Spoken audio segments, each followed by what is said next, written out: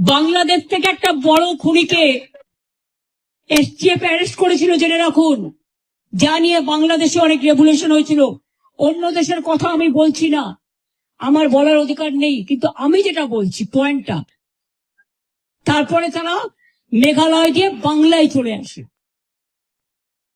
বাংলায় যখন চলে আসে তখন আমাদের এসটিএফ তাকে ধরে, এটা তাদের ক্রেডিট। তারপরে হোম মিনিস্টার নিজে আমাকে ফোন করে বলছেন, এতদিন তো কই আমি বলিনি, মুখ করিনি, আজকে অত্যাচারের শেষ সীমায় গেছেন বলে।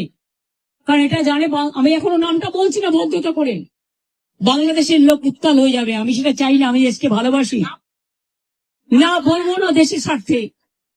কি বললেন?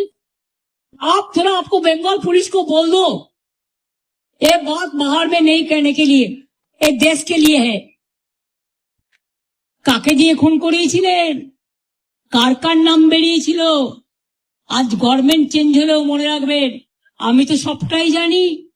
আমার হৃদয়টাই একটা কথা ভান্ডার, তথ্য ভান্ডার, সত্য ভান্ডার। আমি তো সম্পদের ভয়ে কর্মীদের জলে ভাসিয়ে দিয়ে দল ছেড়ে চলে যাব না। আমাকে আমাকে তো কতবার বলেছে, क्या चाहिए हर कुछ कर देंगे अगर आप हमको मदद करेंगे तो। শুনুন, আমাদের পার্টির একটা নীতি আছে, আদর্শ আছে, দর্শন আছে। আজকে আমার দুঃখ একটাই, যাদের জন্য সারা জীবন করেছি তারা আজকে গদ্দারের সাথে লাইন করছে।